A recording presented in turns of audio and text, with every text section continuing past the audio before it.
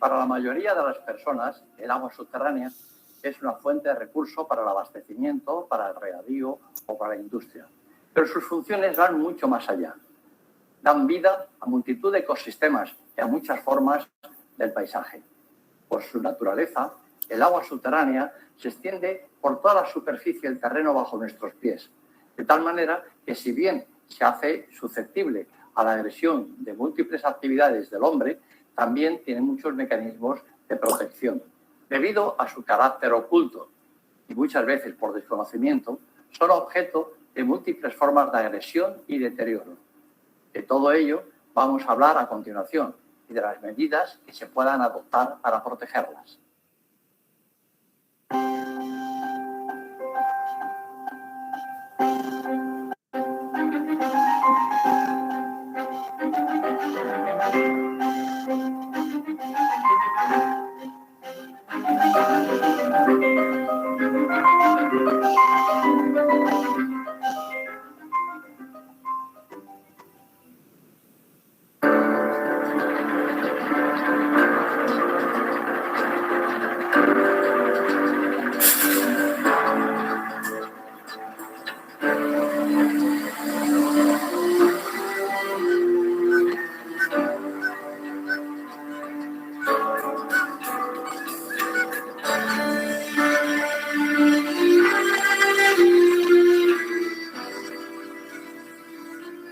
Todavía hoy, a lo largo y ancho del planeta, muchas actividades humanas sobre la superficie pueden constituir una amenaza para la calidad del agua subterránea. Sin duda alguna, las formas más peligrosas de contaminación son las que se producen directamente en el acuífero. Es el caso, por ejemplo, de vertidos en pozos abandonados, canteras o huecos mineros en contacto con el nivel freático. Pero, por lo general, el agua subterránea cuenta con un gran filtro protector, que no es otro que el subsuelo. Aunque con demasiada frecuencia, los contaminantes generados por vertidos o lixiviados y actividades urbanas, industriales y agrícolas no controlados adecuadamente, superan la capacidad natural de atenuación de ese escudo y llegan a contaminar los acuíferos.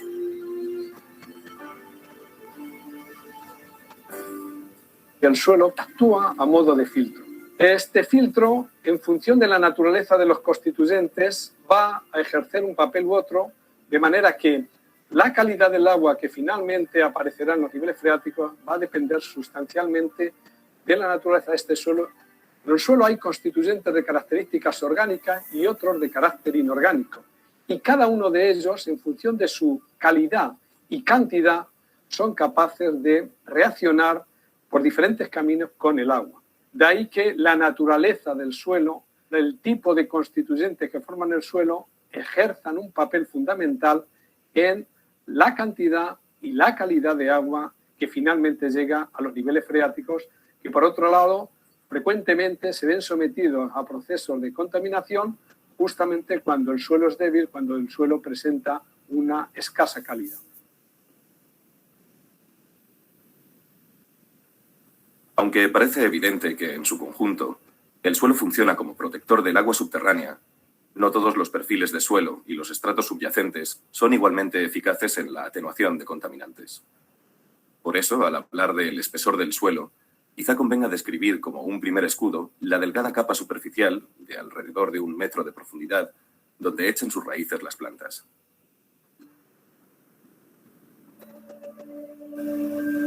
Entre esta capa superficial y el nivel freático, que marca la frontera superior del acuífero, se extiende la zona no saturada, de espesor variable, que funciona como un segundo escudo protector del acuífero frente a la contaminación. La eficacia de una y otra capa dependerá de la composición de los estratos que las conformen. Cuando, por ejemplo, se trata de estratos compuestos de rocas fisuradas o karstificadas, el agua circula con rapidez a través de ellos y llega sin apenas depuración a los acuíferos, haciéndolos particularmente sensibles a la contaminación.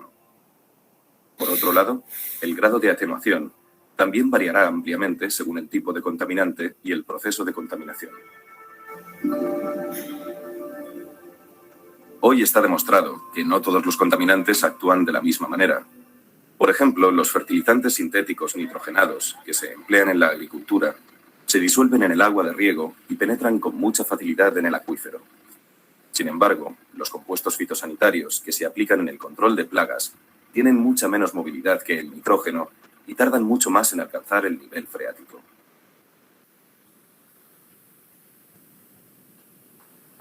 Parece evidente que el peligro de contaminación afecta en menor medida a los acuíferos confinados, es decir, a aquellos acuíferos en los que el agua subterránea se encuentra encerrada entre dos capas impermeables. Aunque también son susceptibles de contaminación, el problema se plantea principalmente con los acuíferos no confinados o freáticos, sobre todo en los casos en que la zona no saturada es delgada y el nivel freático poco profundo. La escasa presencia de materiales filtrantes disminuye la función depuradora que estos ejercen antes de que los líquidos lleguen al acuífero.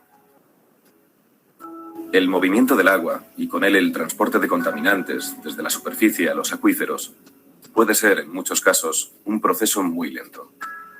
Según el tipo de materiales porosos, en un medio detrítico, compuesto por arenas y gravas fundamentalmente, pueden pasar años o décadas antes de que el impacto de un episodio de contaminación resulte evidente en un suministro de agua, especialmente en pozos profundos.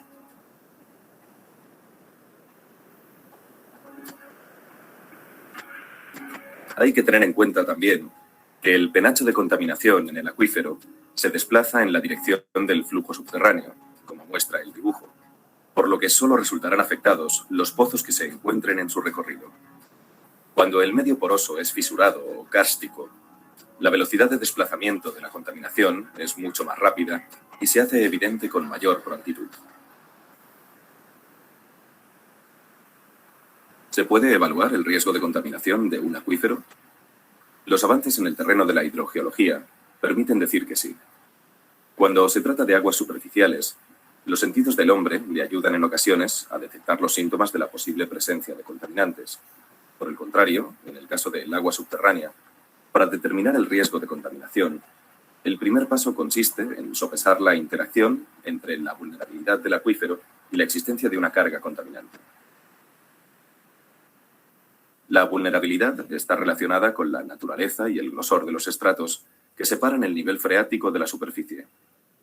Los distintos tipos de materiales del subsuelo comportan a su vez, como hemos visto, distintos grados de eficacia en la función de filtro que ejercen ante el agua que baja hacia el acuífero. Por otro lado, su mayor o menor volumen repercutirá en el tiempo que tardará el agua en llegar a la capa freática. El agua subterránea siempre se ha considerado como un elemento protegido contra la contaminación. Y el escudo protector que garantiza que el agua no se contamina es el suelo y la zona no saturada. Es lo que hay sobre el agua subterránea, que no está saturado de agua.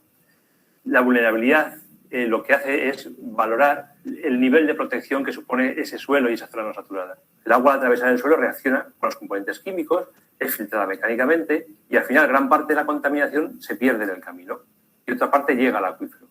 Los estudios de vulnerabilidad lo que dicen es qué cantidad de contaminación en cuánto tiempo es eliminada, es inactivada, es inmovilizada o llega al acuífero. Si el nivel freático se encuentra próximo a la superficie, los contaminantes alcanzan el acuífero en pocas semanas sin apenas ser amortiguados sus efectos por el terreno. Por el contrario, si el nivel freático se encuentra profundo, los contaminantes tardarán años y décadas en alcanzar el acuífero y sus efectos llegarán amortiguados. En este caso, su vulnerabilidad será baja.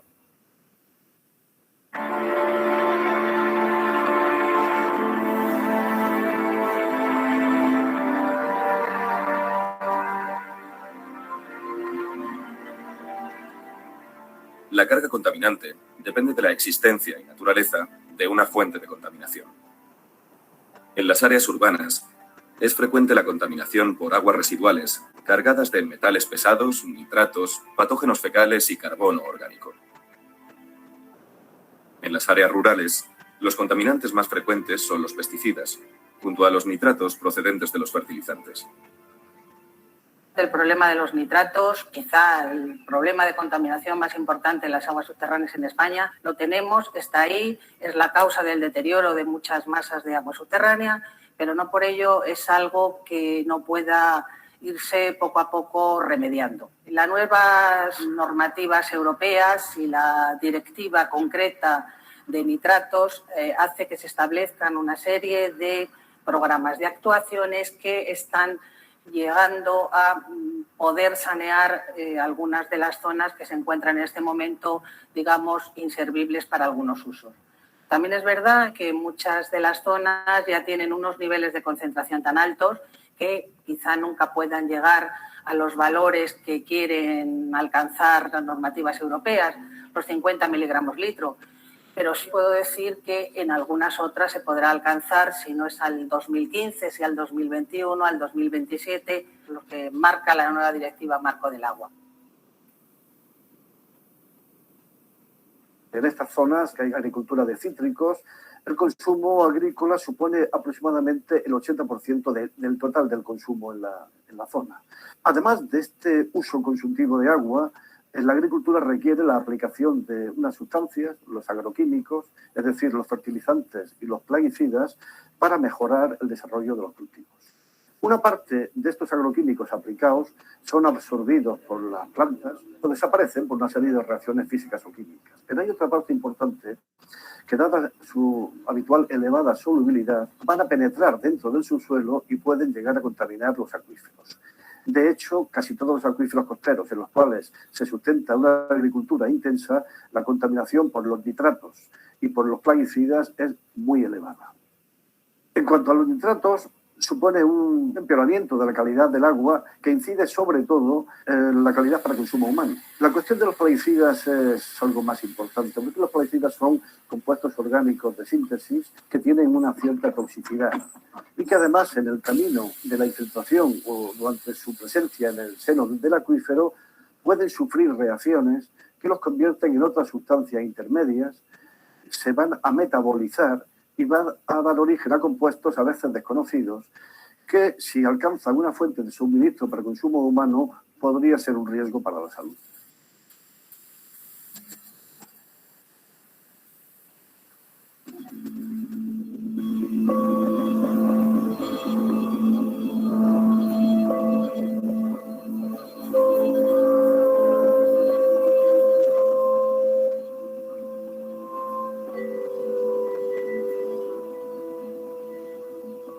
Suele decirse que es mejor prevenir que curar. Esto es especialmente aplicable al caso de los acuíferos. De ahí que la presencia de posibles fuentes de contaminación, como por ejemplo vertederos de residuos urbanos o ganaderos, constituya el indicio razonable de un riesgo potencial que conviene verificar. Se procede entonces a tomar muestras de agua subterránea en pozos próximos o en piezómetros. Los sondeos, especialmente construidos para llevar a cabo la labor de prevención y control. Una vez comprobado que la calidad del agua se ha deteriorado notoriamente, una gran parte del acuífero, si no todo, estará normalmente involucrado. El saneamiento de un acuífero contaminado requiere de unas medidas de limpieza que casi siempre comportan un alto coste económico y, por desgracia, presentan problemas muy complejos desde el punto de vista técnico.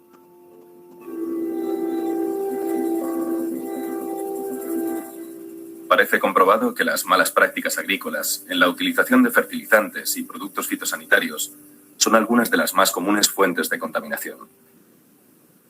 La afectación de grandes áreas de terreno las hace especialmente peligrosas porque pueden dañar acuíferos enteros.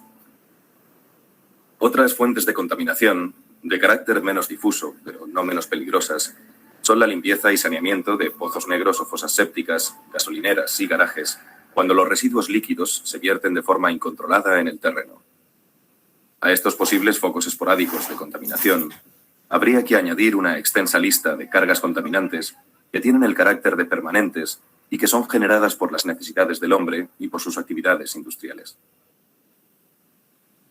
En las sociedades avanzadas, la localización de los vertederos de residuos sólidos urbanos y su acondicionamiento e impermeabilización son fruto de concienzudos estudios medioambientales que tienen muy en cuenta también la discriminación previa de residuos y su posible reciclado.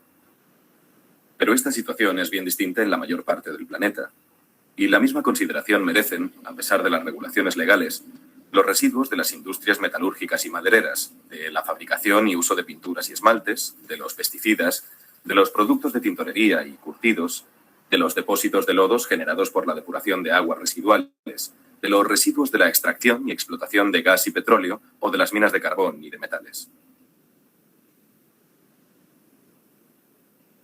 Y si miramos en el subsuelo, también la extracción de agua de un pozo, cuyo cono de bombeo alcance el cauce de un río, puede inducir agua contaminada hacia el acuífero, dada la contaminación casi generalizada que sufren las aguas superficiales.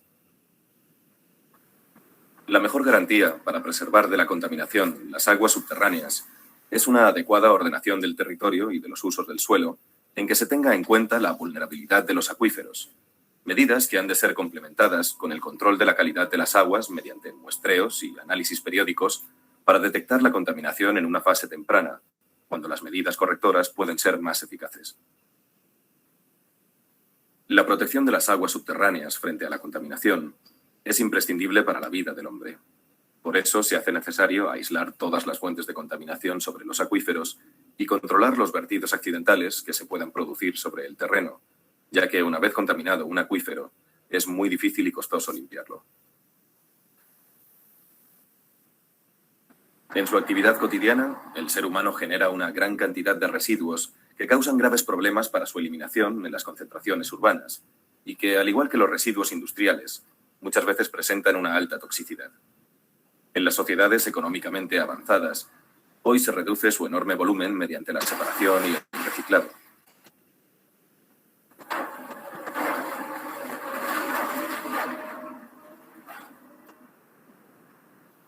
La neutralización química forma también parte habitual de las distintas fases de su tratamiento. El proceso termina con su disposición sobre el terreno.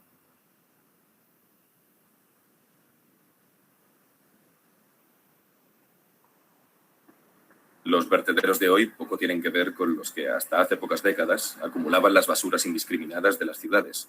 Ahora todo se organiza en función de que los lixiviados que produce la lluvia al caer sobre los residuos no se infiltren en el terreno y alcancen los acuíferos. Para ello se aíslan los vertidos cubriéndolos con un material impermeable y se construye por debajo un sistema de drenaje que recoja los lixiviados para su neutralización.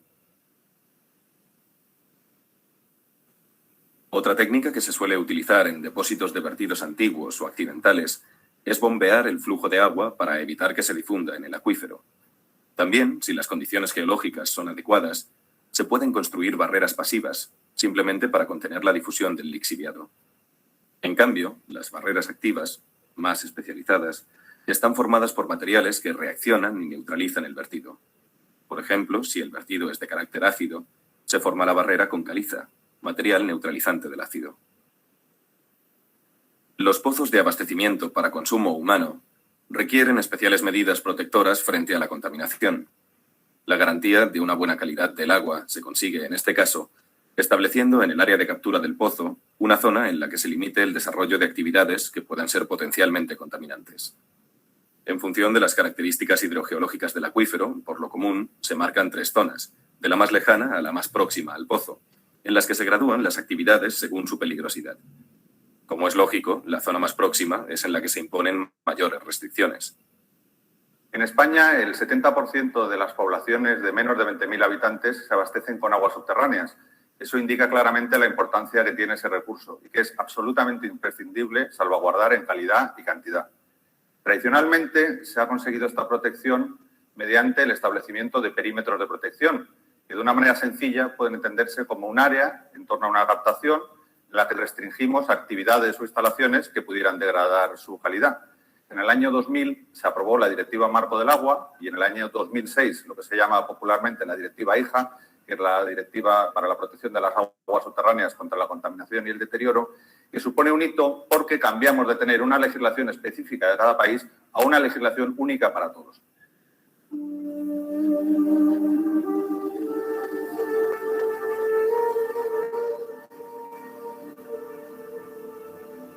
Uno de los peores enemigos del agua invisible es el uso intensivo de los acuíferos sin planificación y control. Su consecuencia puede ser el descenso excesivo del nivel freático, dejando en seco los humedales y los pozos poco profundos, deteriorando la calidad del agua y poniendo en peligro la subsistencia a largo plazo de importantes ecosistemas y de la propia explotación.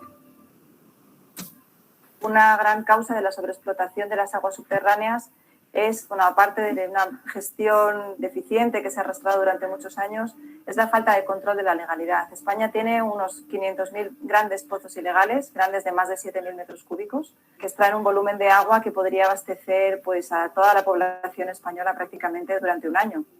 La Directiva Marco del Agua supone una gran oportunidad para resolver la situación de muchos acuíferos en España, porque aporta herramientas de evaluación del estado de los acuíferos y también herramientas para mejorar la gestión, aunque la legislación española ya prevé muchas de ellas, como la redacción de un plan de extracciones que se define anualmente cuánta agua se puede sacar para permitir la no sobreexplotación del acuífero o la recuperación de un acuífero que ya está en mal estado.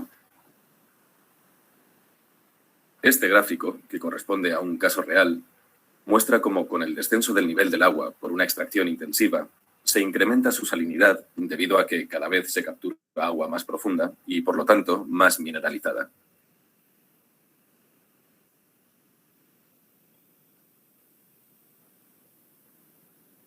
Debido al excesivo descenso del nivel freático, aquellos ríos que son alimentados por la descarga de los acuíferos quedan desconectados. El flujo se invierte y ahora es el río el que cede agua al acuífero, pudiendo llegar a secarse durante buena parte del año.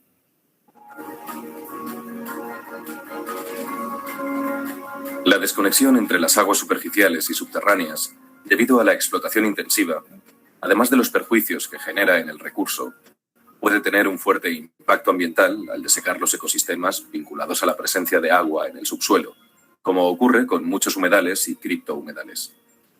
La vida animal y vegetal asociada al humedal se reduce o desaparece, privando al entorno de una riqueza botánica, zoológica y paisajística incalculable.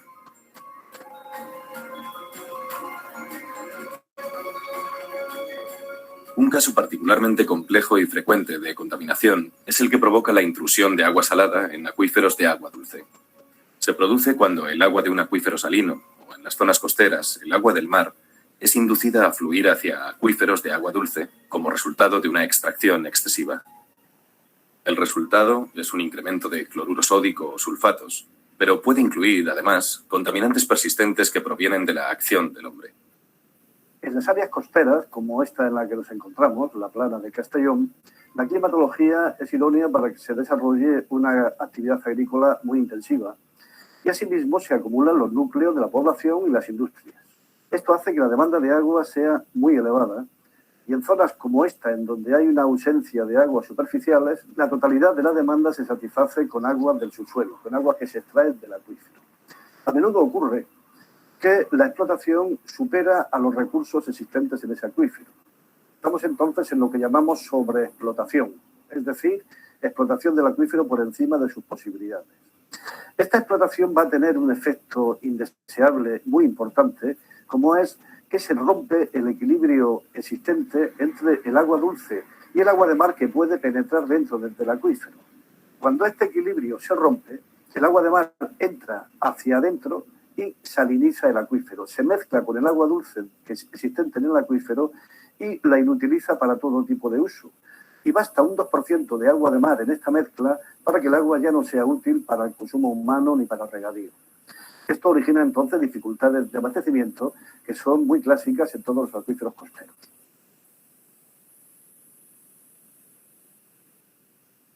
Cada vez son mayores las necesidades de agua, de tal manera que se van incrementando las presiones sobre los acuíferos por contaminación y sobreexplotación.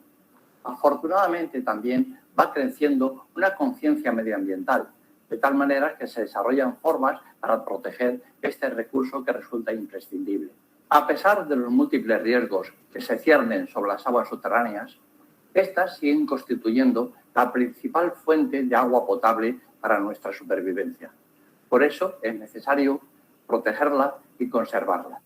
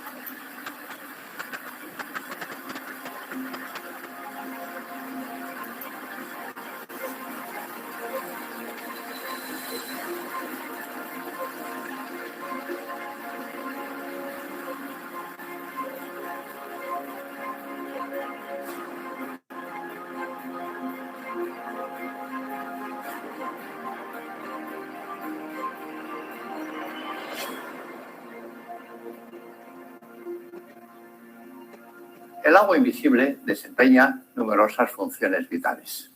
En la naturaleza soporta ecosistemas de animales y de plantas. En muchas regiones modela el paisaje, crea la morfología y también permite que fluya agua por el cauce de los ríos durante todo el año.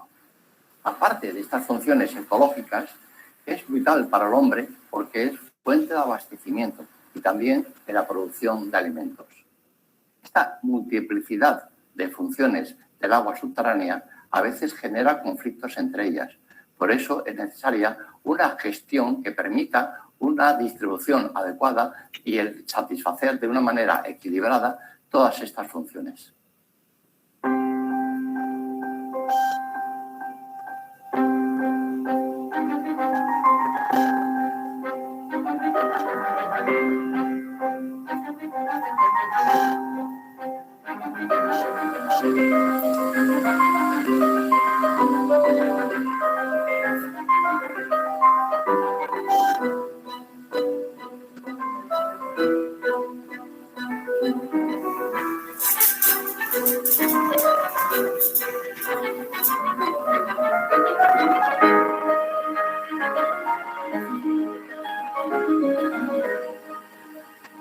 La decisiva función medioambiental del agua subterránea es sin duda uno de sus aspectos menos conocidos, pero no por eso menos importante.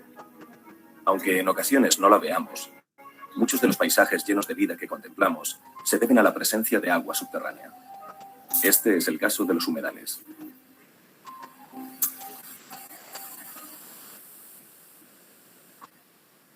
La mayoría de las zonas húmedas de nuestro planeta son alimentadas y mantenidas por la descarga de agua subterránea, y su supervivencia está continuamente amenazada por una inapropiada explotación de los acuíferos.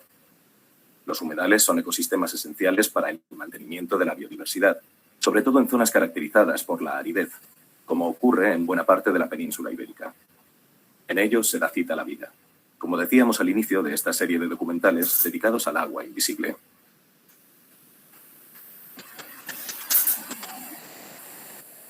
Tienen, además, una importante función económica que el hombre ha venido explotando desde el pasado, con un futuro prometedor, ahora que la vuelta al contacto con la naturaleza tiene un valor añadido cada vez más apreciado. Siempre, eso sí, que sepamos preservar y proteger el frágil equilibrio ecológico en que está basada su existencia.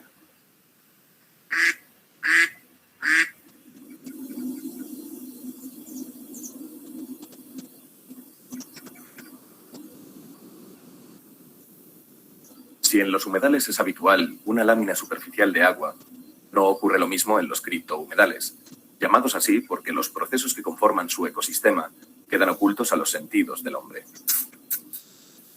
Los criptohumedales abundan en toda la España seca y son fácilmente detectables en verano por la presencia de manchas verdes en medio del paisaje árido. Su compleja y frágil existencia se debe a la humedad bajo la superficie del terreno, que, alimentada por el acuífero, facilita la presencia de formaciones vegetales cuyas raíces profundizan en el subsuelo buscando la zona saturada. Los criptohumedales son esas porciones del terreno que son humedales, pero en donde no abundan los animales acuáticos o normalmente no se reconocen plantas propias de ambientes acuáticos, sino más bien tanto animales como plantas están asociadas al hecho de que se evapore mucha agua. Y en verano, cuando esté seco todo el entorno del humedal, estará amarillo, estará agostado en el mes de agosto, el humedal seguirá estando verde, consecuencia de la capacidad evaporativa que tiene el terreno.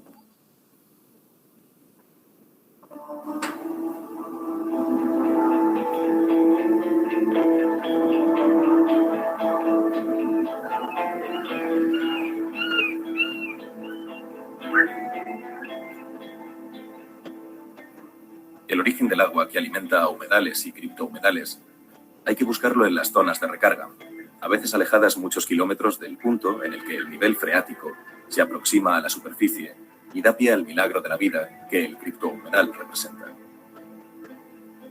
En su camino hacia la zona saturada y después, a lo largo de su recorrido en el seno de los flujos de la circulación subterránea, el agua disuelve los materiales con los que entra en contacto, cargándose de sales minerales. La distinta proporción de iones químicos presentes en ella dependerá del recorrido y del tiempo de permanencia en el acuífero y dará origen a distintos tipos de suelo que, a su vez, determinarán la vegetación que de ellos se alimenta. Fundamentalmente, son 4 los grupos de plantas presentes en los criptohumedales. Según el grado de tolerancia a la salinidad, se distinguen las halófitas, que se desarrollan en hábitats salinos a los cuales se han adaptado por un proceso evolutivo, y las glicófitas, que por el contrario viven sobre mantos acuíferos de calidad de agua muy dulce. Un tercer grupo lo componen las plantas que toleran con éxito un grado notable de alcalinidad, lo que les permite vivir sobre aguas salobres. El cuarto grupo lo forman plantas que se adaptan con mayor o menor éxito a cualquier tipo de agua. Pueden aparecer formando comunidad propia o compartida con alguno de los grupos anteriores. El criptohumedal es uno de los grandes remodeladores del paisaje, sobre todo en las zonas áridas. Un ejemplo muy peculiar y al mismo tiempo muy abundante en las áreas costeras es el de las albuferas, propiciadas por la ayuda del mar, por la formación de restingas. Una restinga es una barra de arenas y de cantos rodados que se forma a lo largo de la costa en un mar sumero, a lo largo de una corriente. Cuando esta barra emerge por encima del nivel de agua, independiza el mar de un lago interno que se llama albufera. Es una zona húmeda conectada con el acuífero, de forma que la alimentación de agua a esta antigua albufera, a esta marjalería, es a través de manantiales subterráneos llamados huyals, por donde el acuífero descarga agua en la marjalería. De forma que si actuamos sobre el acuífero, por ejemplo, sobreexplotándolo, haremos descender hasta la desecación a esta antigua albufera, que tiene una cierta función ecológica, puesto que sirve de refugio a un gran número de aves. Pero con estos ejemplos no se agota el papel que desempeña el agua subterránea en la configuración del medio y del paisaje. Cuando se descarga directamente al mar, origina peculiares ecosistemas costeros, pero también coopera de una forma decisiva en la formación y el mantenimiento de muchos lagos, como los de la comarca catalana del Pla del Estany, el mayor y más conocido de los cuales es el de Banyoles. El lago de Banyoles es singular desde el punto de vista hidrológico y hidrogeológico, porque a pesar de que sí que tiene una cierta aportación de aguas superficiales, la mayor parte de sus aportaciones son subterráneas. Y son subterráneas básicamente gracias a un acuífero formado por unas calizas marinas de edad eocena que presumiblemente se encuentran muy calcificadas. Estas calizas, al estar confinadas, se encuentran a una presión suficientemente elevada para poder surgir hasta la superficie del terreno a favor de un sistema de fracturas que han permitido disolver una unidad de yesos que está por encima de estas calizas, lo que le ha dado una capacidad de aportes de agua muy superior a la que podría admitir un medio fracturado convencional, como por ejemplo el que podría ser de un granito.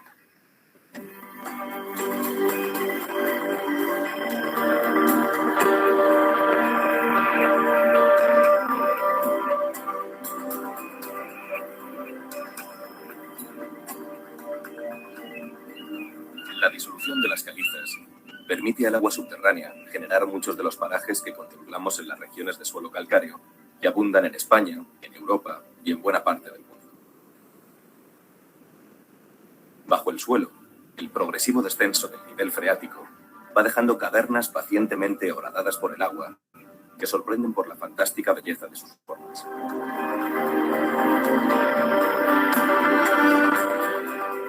En el exterior, los espectaculares paisajes ruidiformes testimonian el milenario proceso de disolución de materiales calcáreos que está en sus orígenes.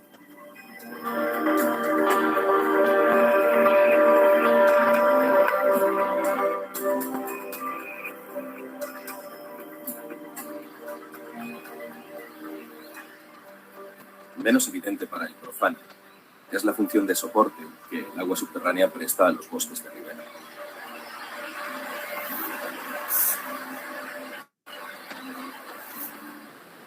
Además de sostener el flujo de base de los ríos, el agua invisible alimenta la mayor parte de la vegetación que crece alrededor de sus cauces.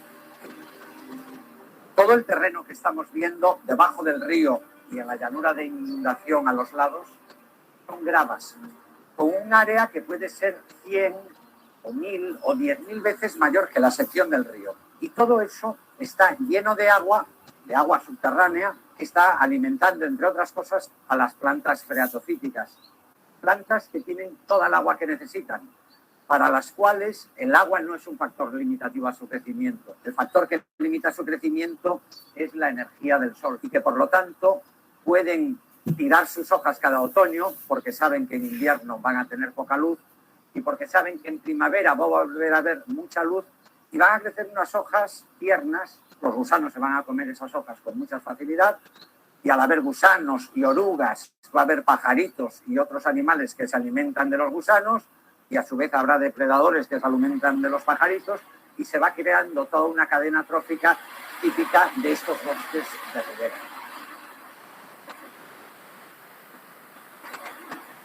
Las importantes e imprescindibles funciones ambientales que, como hemos visto, desempeña el agua subterránea en la naturaleza han de ser compartidas con las necesidades del hombre. Para la humanidad, cada vez más, el agua invisible representa un recurso de supervivencia. Sin ella, por ejemplo, sería imposible mantener la producción actual de alimentos.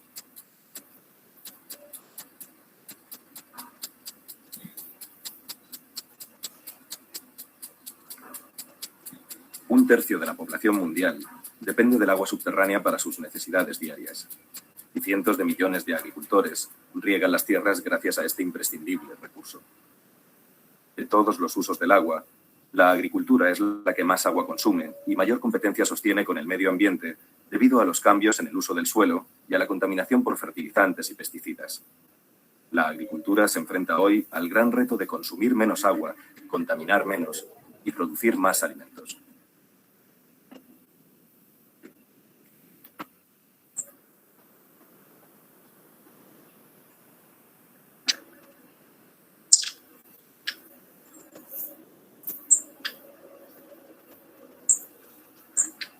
El abastecimiento urbano es, tras la agricultura, el segundo gran beneficiario del agua subterránea. De hecho, alrededor de un tercio de la población española se sirve habitualmente de este recurso, un recurso que ayuda también a sostener la mayor parte de las necesidades creadas por el turismo. El agua subterránea es un recurso de gran calidad, por lo que la Unión Europea, en su directiva marco, recomienda la preservación de los acuíferos para su utilización en abastecimientos. De hecho, las aguas subterráneas son las más adecuadas para satisfacer las necesidades de ciudades de mediano y pequeño tamaño, por su economía y su calidad, y por requerir un proceso de potabilización simple, sin apenas adición de sustancias extrañas.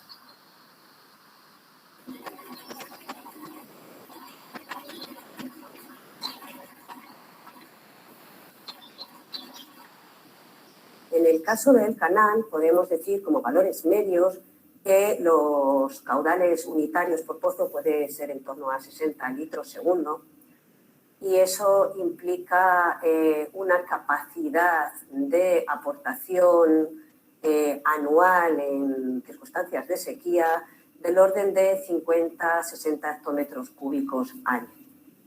Eso supone cerca de un 9% del volumen total abastecido en los periodos que estamos funcionando.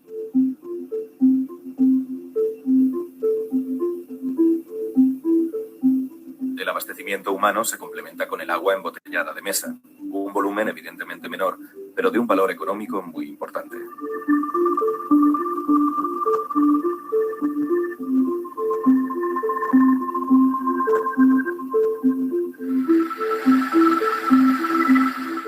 Los acuíferos también suministran agua a la industria, el tercer uso de importancia, con cerca de 900 hectómetros cúbicos anuales en España. Pero además de los usos industriales, el agua subterránea se utiliza para fines terapéuticos en los balnearios que puntean toda la geografía de nuestro país. Y para describir un panorama completo, no podemos olvidar otros usos de carácter lúdico, pero con un relevante valor económico. El total arroja una cifra cercana a los 7.000 hectómetros cúbicos anuales, lo que sitúa a España, en el uso de agua subterránea, por encima de la media de los países que componen la Organización para la Cooperación y el Desarrollo Económico, el Club de los Países Ricos, como alguien definiera a ese grupo de naciones.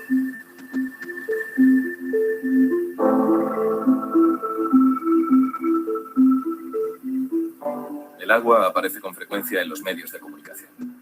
Sequías, escasez, contaminación y conflictos bélicos provocados por su apropiación son problemas que ponen de manifiesto la necesidad de una buena ordenación en el uso de este vital recurso, o lo que es lo mismo, la necesidad de una buena gestión.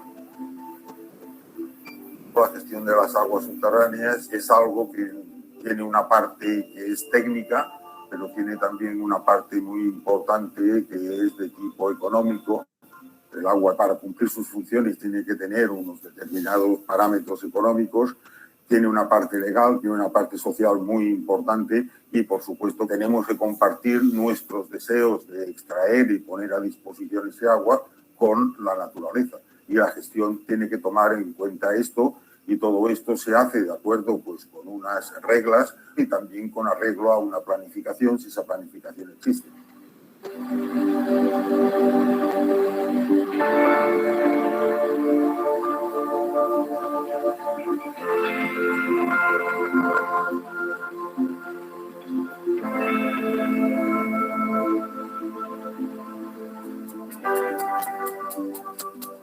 La mayoría de los expertos en los temas de agua coinciden en que gran parte de los problemas se deben a la carencia de una buena gestión. Según ellos, dos son los elementos clave de una eficaz planificación: la adecuación de las demandas de agua a las disponibilidades regionales y la distribución equilibrada entre sus diversas funciones, teniendo en cuenta los aspectos sociales, económicos y ambientales.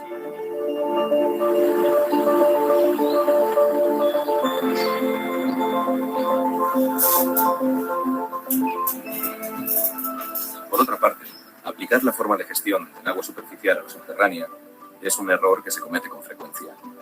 Las condiciones ambientales e hidrológicas de las primeras son muy diferentes y la gestión debe tener en cuenta que las aguas subterráneas tienen características propias que hay que conocer y respetar.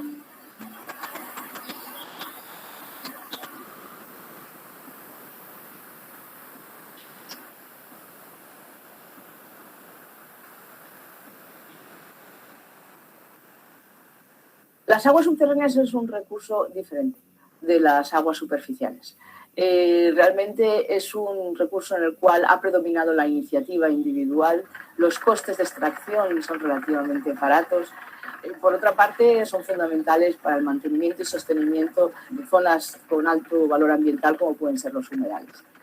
Todo esto hace que la cooperación de las aguas subterráneas tenga unas características muy específicas que es necesario resolver. Hace falta una gestión común precisamente para evitar lo que se ha venido a llamar la tragedia de los comunes, por las cuales pues las iniciativas individuales no llevan a un resultado óptimo para todos los usuarios y no es sostenible a medio y a largo plazo esa extracción de agua subterránea. Acaban pues produciendo situaciones como está pasando en la India y también en acuíferos, en las zonas más secas, por las cuales se está sobreexplotando y pueden quedar 10, 20 años de utilización de esos recursos, o sea que realmente no es sostenible en el tiempo.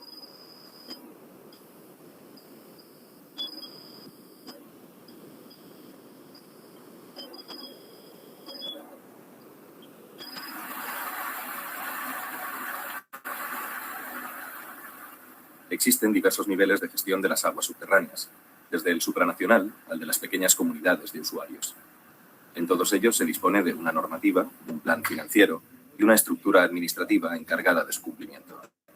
Todos ellos tienen en consideración el conjunto de los recursos hídricos, tanto superficiales como subterráneos, con el objetivo de realizar una gestión integral.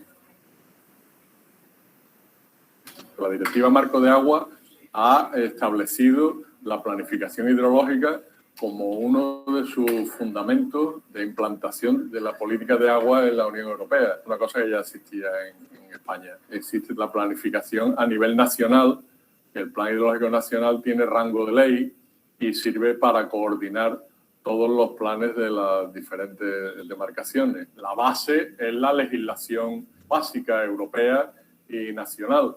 Y el plan hidrológico, digamos, que es la hoja de ruta específica para cada una de las cuencas con sus problemas específicos y concretos. En el siglo XIX la gestión del agua se realizaba por provincias. En el caso de la cuenca del Ebro, pues había 17 provincias.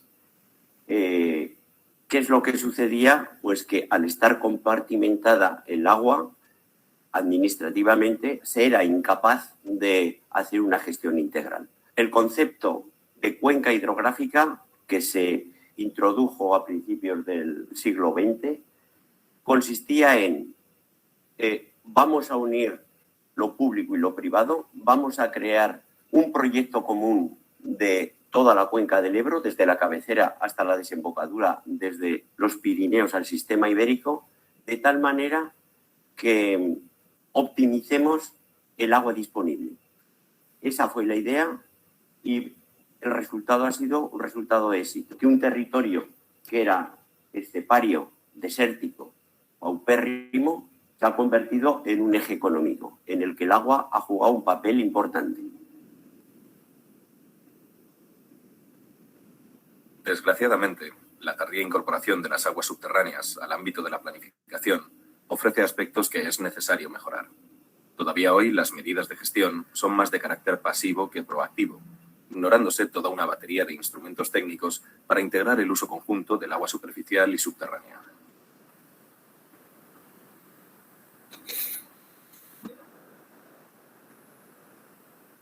Yo creo que realmente que habría mucho margen de un uso mucho más eficiente y racional de esas aguas subterráneas.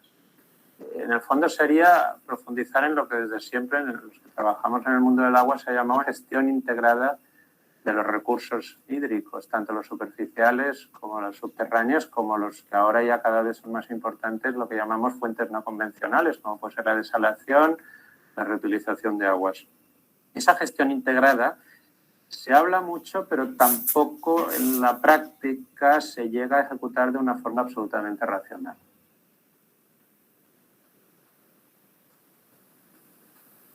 Otro aspecto en el que la gestión del agua subterránea presenta un gran déficit es el legislativo. El hecho de que en la normativa se las trate igual que las aguas superficiales indica que no se ha sabido atender a sus características propias.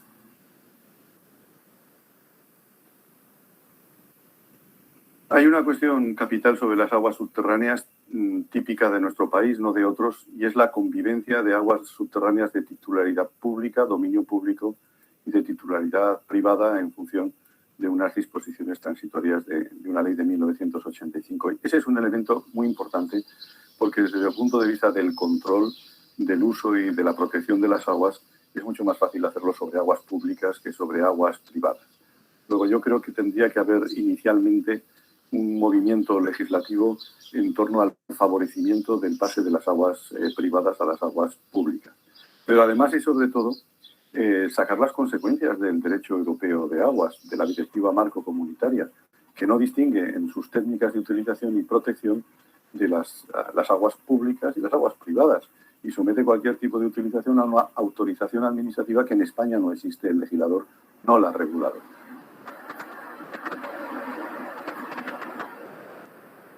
Desde hace tiempo, parece universalmente aceptado que las aguas superficiales y las subterráneas integran el ciclo continental del agua.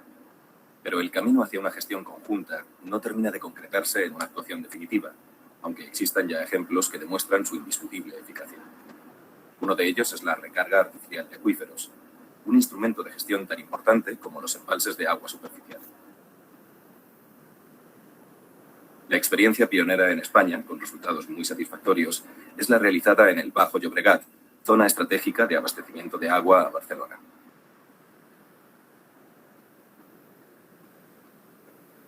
Estas balsas de recarga, el sistema de recarga de Sant Vicenç dels Horts, son unas medidas realizadas por la Agencia Catalana del Agua para contribuir a la mejora del estado de los acuíferos del Baix Llobregat. Estas balsas están preparadas para recibir agua del río Llobregat con una derivación existente aguas arriba, a varios kilómetros, y también puede recibir agua de las plantas de tratamiento situadas varios kilómetros abajo. El sistema está formado por dos balsas, una de decantación y una de infiltración, y las ventajas de infiltración mediante balsas es la mejora de la calidad de las aguas. Hoy, al sistema de decantación y posterior infiltración usado en el Bajo Llobregat, se le han venido a sumar más de una veintena de técnicas adaptadas a todo tipo de acuíferos y configuraciones geológicas. La recarga artificial es ya un instrumento de gestión integral, allí donde se dan sobrantes de agua superficial.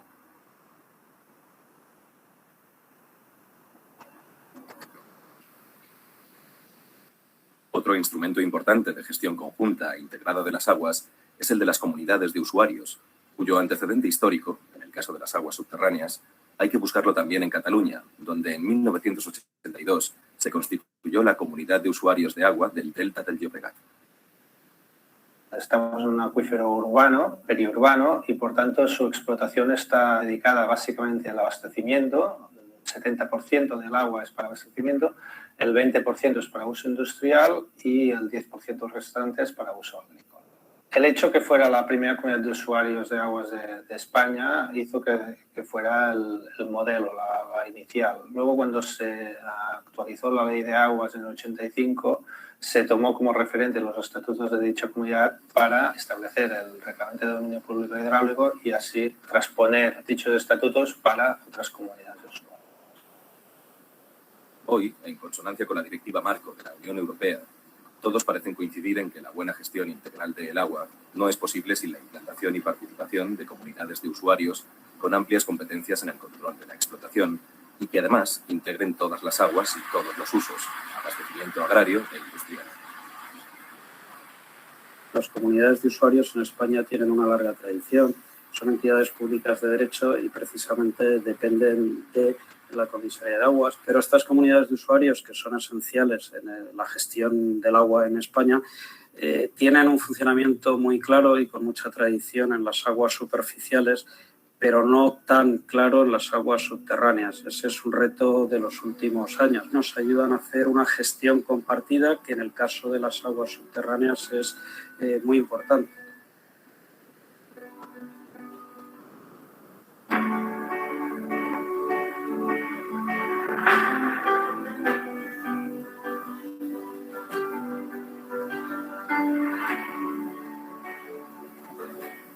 Como hemos visto en este capítulo, a pesar de las directrices comunitarias, aún queda mucho por hacer en España, en Europa y en buena parte del mundo para alcanzar una gestión adecuada de los recursos hídricos.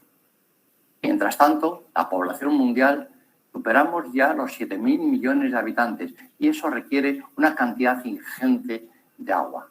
Es necesario, por tanto, una mejor distribución, conservación y, por tanto, una mejor gestión de los recursos para hacer viable la humanidad sobre este planeta.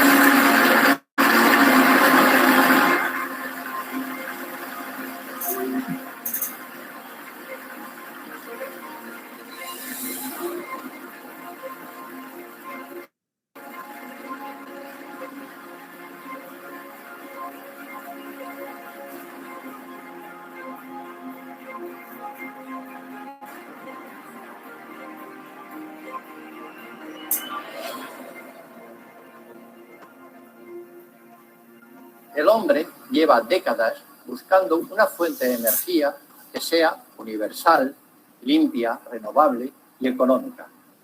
Eso lo tiene bajo sus pies.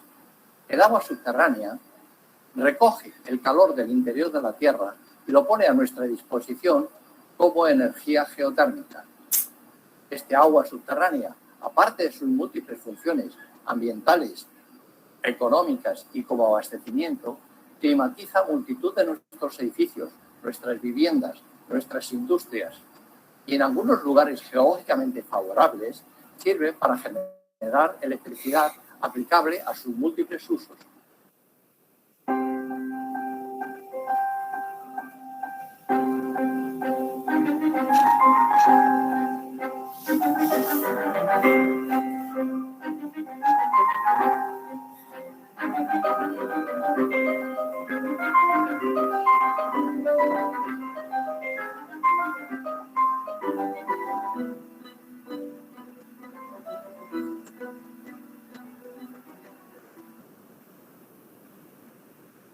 Desde la más remota antigüedad, el hombre fue consciente de las virtudes del agua que emana de la tierra cargada de calor y de sustancias minerales beneficiosas para el organismo.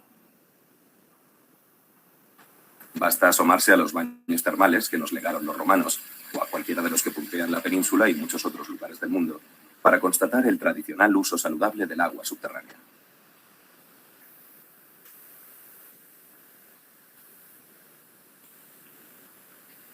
Hoy, el hombre se esfuerza por descubrir los secretos de esa inmensa fuente de calor que alberga el subsuelo y que en muchas de sus manifestaciones aparece asociada al agua.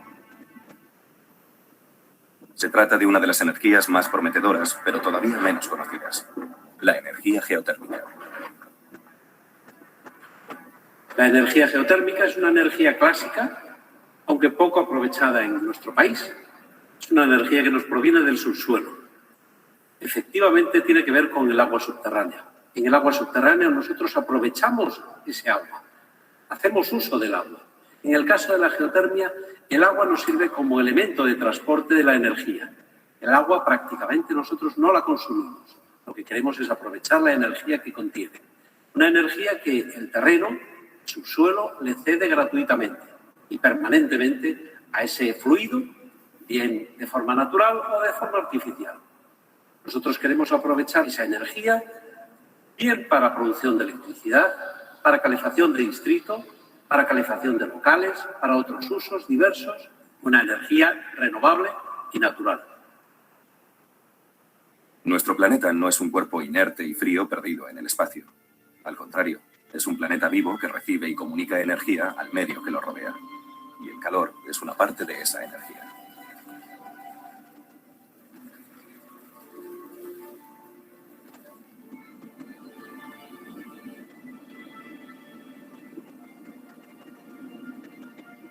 Todos los procesos geodinámicos que suceden en la Tierra, desde los más superficiales hasta los volcanes, los terremotos, la formación de cordilleras y el metamorfismo de las rocas, son controlados por la generación y la transferencia de calor en su interior.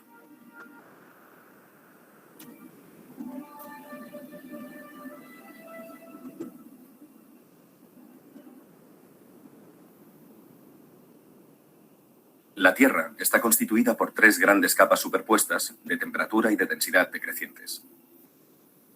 El núcleo, sólido en su parte interna y líquido en la externa, tiene una temperatura que puede superar los 5000 grados centígrados.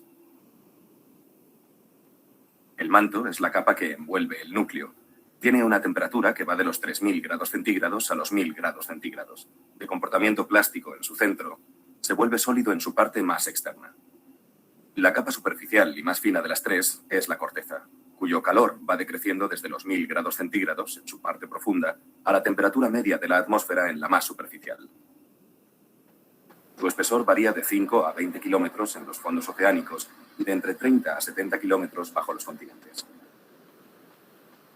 La corteza, junto con la parte sólida del manto, constituye la litosfera, la cubierta rocosa de la Tierra. La litosfera parece flotar sobre la zona plástica que forma parte del manto superior. La litosfera, caracterizada por la rigidez de los materiales que la componen, aparece fragmentada en las llamadas placas tectónicas. Placas que se desplazan lentamente chocando entre sí y generando empujes y subducciones que dan lugar a los fenómenos sísmicos y a la elevación de las cordilleras.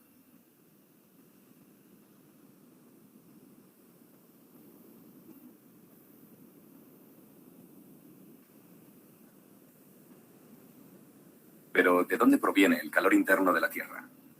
Las ciencias geológicas describen hoy las causas con mucha aproximación. La primigenia hay que buscarla en la propia formación del planeta, debido al calor remanente producido por las colisiones entre los residuos estelares que le dieron origen hace alrededor de 4.500 millones de años. Después hay que tener en cuenta la suma de procesos físicos y químicos que tienen lugar de forma diferenciada en su interior y que desprenden calor. Uno de ellos es el continuo proceso de cristalización que se da en el núcleo externo, que se halla en estado líquido, en su zona de transición con el interno, que es sólido. Este calor se denomina calor latente de cristalización. También los movimientos diferenciales entre las distintas capas que constituyen la Tierra producen calor por rozamiento, sobre todo el que se da entre el núcleo y el manto, debido a la distinta respuesta del núcleo externo y el manto a los campos magnéticos de la Luna y el Sol. También la gravedad ejerce una fuerza de compresión hacia el centro del planeta, generando un proceso de contracción que produce calentamiento por fricción. Por otro lado, las elevadas presiones y las altas temperaturas que se dan en el manto provocan cambios continuos en los minerales que lo componen, generando energía en forma de calor. La última fuente de calor se da en la litosfera, compuesta por la corteza y la parte superior del manto, y es el proceso que aporta mayor cantidad de calor a la superficie del planeta. En las rocas que forman la litosfera abundan minerales que contienen isótopos radioactivos de uranio, torio y potasio, cuya desintegración produce calor. El resultado de la estructura interna de la Tierra es que el 99% de su masa está sometida a una temperatura superior a los 1000 grados centígrados y solo un 1% de la misma, en la capa más externa, presenta temperaturas inferiores a los 100 grados centígrados.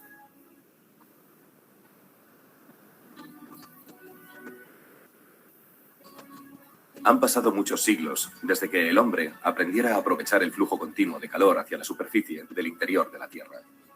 Así lo atestiguan las cuevas prehistóricas utilizadas como vivienda y los baños termales usados desde antiguo en muchos lugares del planeta. A los siglos XVI y XVII se remontan las primeras mediciones de un hecho universalmente constatado.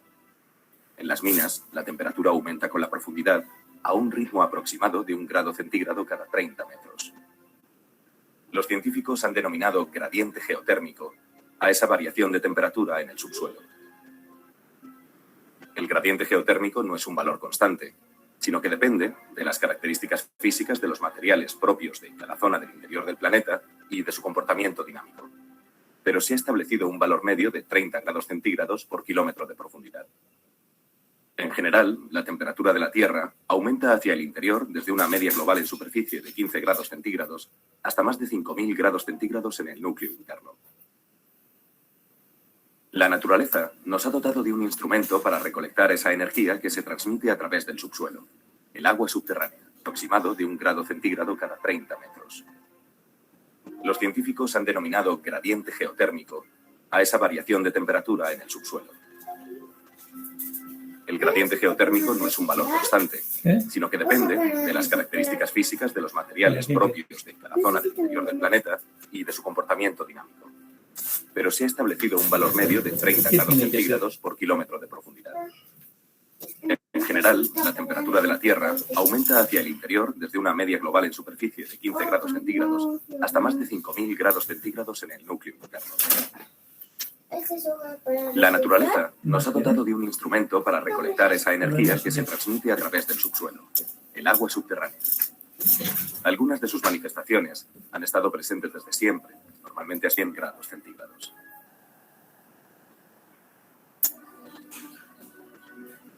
Baños termales usados desde antiguo en muchos lugares del planeta. A los siglos XVI los científicos han denominado gradiente geotérmico a esa variación de temperatura en el subsuelo.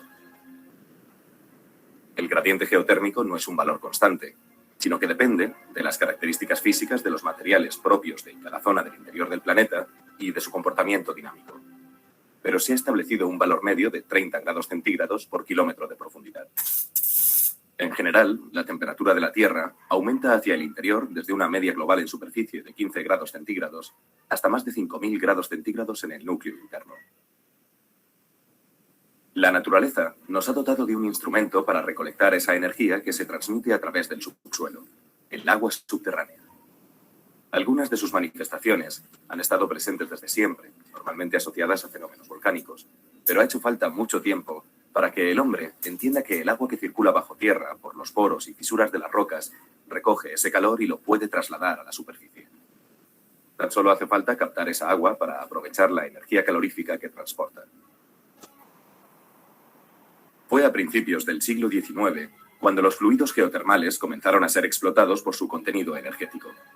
El inicio tiene un nombre, Francisco Lardrell, francés asentado en Italia, quien en 1827 desarrolló un sistema para extraer ácido bórico que desplazó la leña, hasta entonces usada como combustible, al aprovechar la evaporación de las aguas calientes con borato que emergían del subsuelo. Aquel Valle del Diablo, llamado así por sus manantiales sulfurosos, se convirtió rápidamente en un emporio enclavado en el corazón de la Toscana. La zona, conocida hoy como Larderello, sería testigo del temprano uso del vapor de baja presión para calefacción de invernaderos, edificios industriales y residenciales. También a principios del siglo XX, de la construcción de la primera planta mundial de producción de energía eléctrica a partir de la geotermia. Larderello marcó el comienzo de una forma de explotación de la energía del subsuelo, cuyo desarrollo todavía no ha alcanzado en muchos países la plenitud que merece. Aunque a partir de la crisis energética de los años 70, sus tasas de crecimiento están claramente por encima de las de otras fuentes de energía.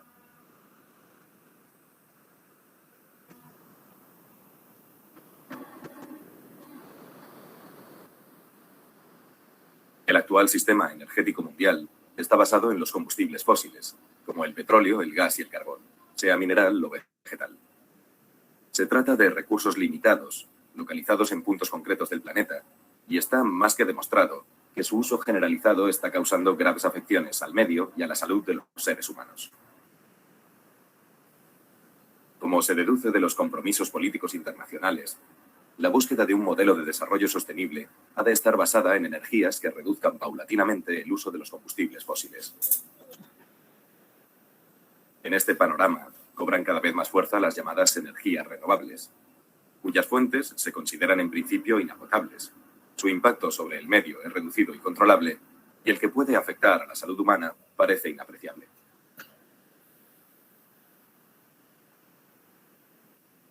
El sol, el aire, el viento, el agua, la tierra, el subsuelo, es decir, son elementos que nos permiten utilizar una energía limpia, una energía inocua, una energía duradera y una energía constante, una energía que nos va a suponer el mantener un planeta mucho más limpio, el tener una vida mucho más saludable, el combatir todo el fenómeno del cambio climático y además apoyar el que haya una sociedad más justa y más solidaria, puesto que la energía, cuando usamos energías renovables, lo que usamos son energías que nos permiten una mejor calidad de vida para todos. La energía geotérmica, como las demás energías renovables, son energías que están al alcance de todos y que nos permiten, sobre todo, caminar hacia la autosuficiencia y caminar hacia un planeta mejor y una mejor calidad de vida de todos los habitantes de este planeta que debemos cuidar.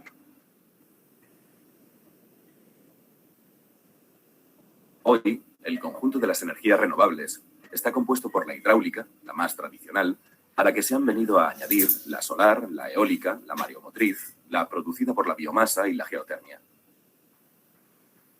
A diferencia de las demás, la geotermia es una energía continua, ya que no depende del clima, de la radiación solar, del viento o del régimen de mareas. Está disponible las 24 horas del día y los 365 días del año, por lo que se la puede considerar como una energía sostenible. A escala planetaria, es el recurso energético más grande que existe. Los cálculos científicos aplicados a toda la superficie de la Tierra para medir la potencia geotérmica total arrojan cifras que superan nuestra capacidad de imaginación. Se trata de una cantidad inmensa de energía, y aunque solo una pequeña parte de ella puede ser utilizada, a escala humana se podría hablar de una energía ilimitada. Comparada con los combustibles fósiles más generalizados, la geotérmica es una energía limpia. Su uso no contribuye a la emisión de gases de efecto invernadero ni a la polución que afecta a la atmósfera de nuestras ciudades. Por último, al ser subterráneas, la mayoría de las instalaciones geotérmicas no ocupan espacio y sus impactos medioambientales son incluso menores de los que producen otras fuentes de energía renovable. Los científicos distinguen diferentes tipos de yacimientos de energía geotérmica en función de la temperatura, o como dicen ellos, entalpía que presentan. Se consideran recursos de muy baja temperatura los que ofrecen menos de 30 grados centígrados. Están presentes en cualquier tipo de subsuelo y su uso más común es el de la climatización mediante bomba de calor. Los recursos de baja temperatura son los que tienen de 30 a 90 grados centígrados. Los yacimientos suelen encontrarse en cuencas sedimentarias profundas de entre 1.000 y 2.500 metros de espesor y el calor se puede aprovechar de forma directa. Las instalaciones termales, la acuicultura y la climatización son, por ahora, los usos habituales de este tipo de recurso energético. De 90 a 150 grados centígrados ofrecen los yacimientos de temperatura media, situados a profundidades comprendidas entre 2.500 y 4.000 metros en zonas de adelgazamiento de la corteza terrestre o también en zonas con elevada concentración de isótopos radioactivos. A partir de la frontera de los 150 grados centígrados, el calor de la Tierra se considera recurso de alta temperatura.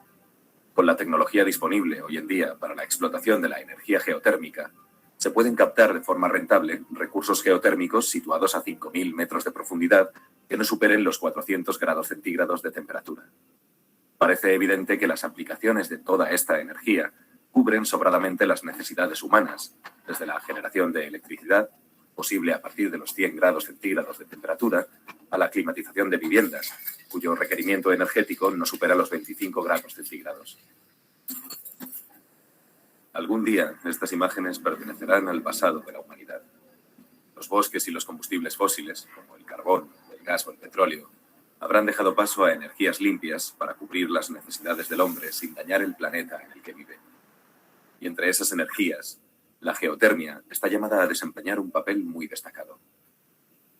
Basta excavar unos metros bajo nuestros pies para encontrar la forma más universal y difusa de energía blanca y renovable, el calor de la Tierra. Hay que pensar que normalmente cuando se hace una excavación en el terreno, los 5 primeros metros están afectados por la temperatura ambiental, pero por debajo de esa profundidad normalmente se mantiene estable entre los 15 y 17 grados centígrados, es decir, que hay una inercia térmica y eso es precisamente lo que se aprovecha en este tipo de instalaciones superficiales para la climatización de edificios. Tuvo que pasar mucho tiempo para que el hombre encontrara un mecanismo capaz de extraer y aprovechar el calor que la Tierra le ofrecía. Ya en el siglo XVII, Boyle y Marriott habían descubierto que un gas se calienta al ser comprimido y se enfría cuando se expande. Basada en los mismos principios, mediante perforación horizontal o vertical, la más usada y eficiente, la bomba de calor extrae la temperatura del subsuelo a través de un circuito primario para calentar un fluido de alta compresibilidad y bajo punto de vaporización contenido en un circuito secundario. Este fluido se hace pasar por un compresor, que eleva su presión y aumenta con ello su temperatura antes de llegar a un intercambiador de calor o condensador, mediante el cual cede la temperatura acumulada. El ciclo es reversible y así se puede aprovechar la isotermia del subsuelo también para refrigeración. La bomba de calor necesita un mínimo de energía eléctrica para funcionar, energía que bien puede serle suministrada por otra fuente renovable, pero su rendimiento, en términos absolutos, es de entre 5 o 6 kilovatios térmicos por cada kilovatio eléctrico, lo que supone un ahorro de alrededor del 75% comparado con el consumo actual. No es casual que la tecnología que emplean las bombas de calor haya sido calificada por la Agencia de Protección del Medio Ambiente de Estados Unidos como la más eficiente para calefacción y refrigeración. La geotermia de muy baja temperatura, la que proporciona menos de 30 grados centígrados, y la de baja temperatura, que llega hasta los 90 grados centígrados, se perfilan hoy como algunos de los recursos energéticos más prometedores para climatización de viviendas y edificios. Las diferencias básicas entre ambas son, además de la temperatura, la disponibilidad y la profundidad de los sondeos, más superficial en el caso de la geotermia de muy baja temperatura, normalmente usada para climatización. Este recurso se da en cualquier tipo de subsuelo. La de baja temperatura, sin embargo, se encuentra en almacenes sedimentarios profundos, de entre 1.000 y 2.500 metros, como muestra en color azul el mapa elaborado por el Instituto Geológico y Minero de España. España se ha incorporado con retraso al uso de la geotermia para climatización, pero las cifras de los últimos años anticipan un desarrollo acelerado en todo el territorio, tanto para edificios públicos como privados. Nos encontramos en Madrid, en pleno barrio de Chamberí, donde estamos visitando unas obras para la realización de sondeos geotérmicos que utilizan el sistema más habitual, que es la perforación vertical. En estos momentos, a mi espalda, tenemos una máquina de sondeos que precisamente está realizando uno de estos sondeos donde se instalarán posteriormente los tubos de intercambio.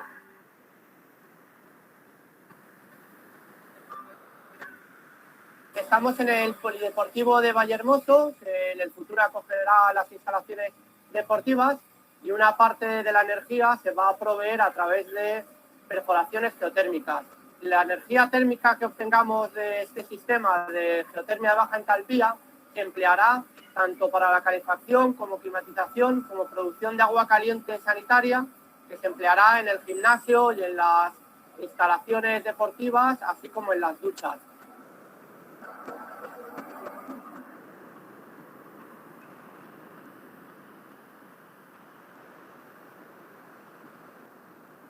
Poco a poco, las ciudades españolas se van poblando de edificios climatizados mediante energía geotérmica de baja o muy baja entalpía. Sirva como ejemplo el Paraninfo de la Universidad de Zaragoza y en la misma ciudad la sede central de Ibercaja, el Hospital Clínico o la sede del Ayuntamiento.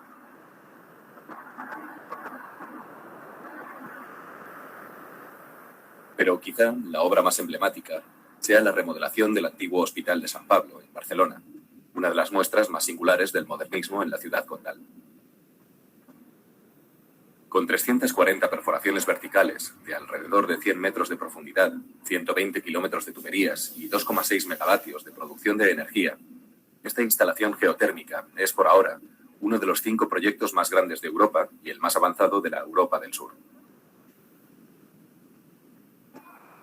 La geotermia es lo que probablemente mejor nos sirve para dotar a los edificios de la climatización que necesitan, tanto sea de frío como de calor. Es un sistema a través del cual nosotros lo que hacemos es el líquido, el agua, digamos, que ayuda a producir aire caliente y aire frío, lo pasamos por la tierra. La tierra está permanentemente a una temperatura constante que oscila entre 13 y 15 grados y, por tanto, si nosotros el agua la pasamos por la tierra y la devolvemos a la máquina a esa temperatura, estaremos produciendo un ahorro energético altísimo. Y, por tanto, necesitaremos menos consumo eléctrico. Incluso podríamos llegar también al extremo de no necesitar, en determinados periodos del año, aportación energética eléctrica para llegar a la temperatura de confort que nosotros podemos necesitar. Es cierto que como toda energía sostenible o como toda producción sostenible necesitan de una mayor inversión al inicio, pero luego tienen una recuperación muy buena. Y en el caso de la geotermia lo tienen y muy rápida.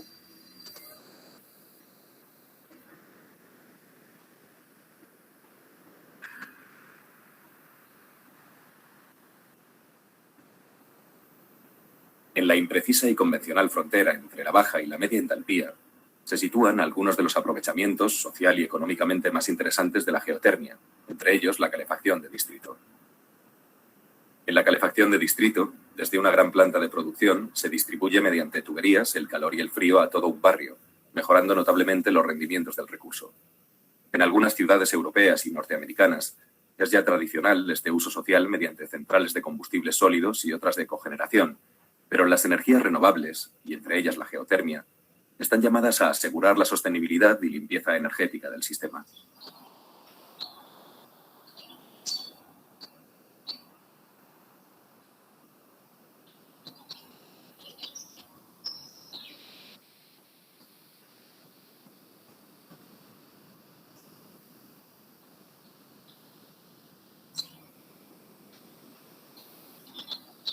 La energía geotérmica de temperatura media es aquella en la que los fluidos de los acuíferos están de 90 a 150 grados centígrados. Los yacimientos, habitualmente situados a profundidades de 2.500 a 4.000 metros, precisan de unas condiciones geológicas que aúnen la presencia de una intrusión magmática como fuente de calor y de un acuífero con buena recarga. En el estudio de campo realizado por el Instituto Geológico y Minero de España en la década de los 70, se detectaron recursos de entalpía media en diversas zonas de las cordilleras béticas, Galicia y Cataluña, así como en niveles sedimentarios de Aragón y Madrid. En contacto con el calor de las rocas, el agua adquiere presión, lo que hace posible su aprovechamiento para muchos usos industriales y también para la producción de energía eléctrica mediante pequeñas centrales de ciclo binario en las que el agua caliente cede su energía a un fluido volátil, como amoníaco o freón, que posee puntos de ebullición más bajos. El fluido pasará por la turbina que transforma el flujo de vapor en energía mecánica para mover el generador. Además de los usos industriales y la generación de electricidad, El calor que ofrece la entalpía media puede servir también para suministrar calefacción de distrito y para una planificación en cascada que supone un aprovechamiento eficiente e integral de este recurso natural. Hasta ahora, la utilización de esta energía ha estado limitada a áreas en las cuales las condiciones geológicas permitían transportar el agua o el vapor desde zonas calientes profundas hasta cerca de la superficie para convertirlos en recursos geotérmicos. Estas zonas suelen coincidir con la existencia de fenómenos geológicos con actividad sísmica elevada, principalmente regiones volcánicas situadas en los bordes de las placas litosféricas.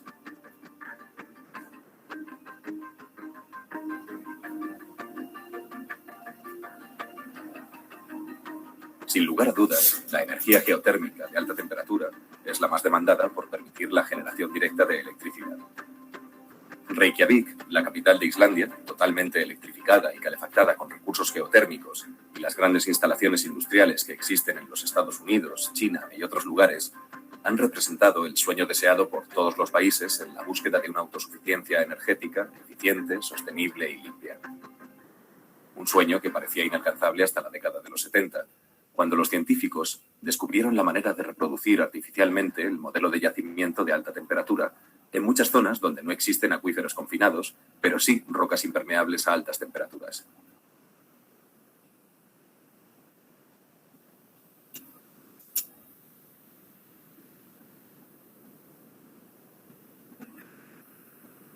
El EGS, o sistema geotérmico estimulado, consiste en la fracturación de la roca caliente en profundidad para inyectar un fluido que, en circuito cerrado, vuelve a la superficie con una temperatura capaz de generar electricidad. Los yacimientos de roca caliente seca se pueden convertir así en la energía del futuro para la humanidad. Baste pensar, como ejemplo, que con esta nueva técnica de explotación geotérmica se ha calculado un potencial de 700 gigavatios para el conjunto de la península ibérica, lo que equivaldría a multiplicar por 5 la actual capacidad eléctrica instalada.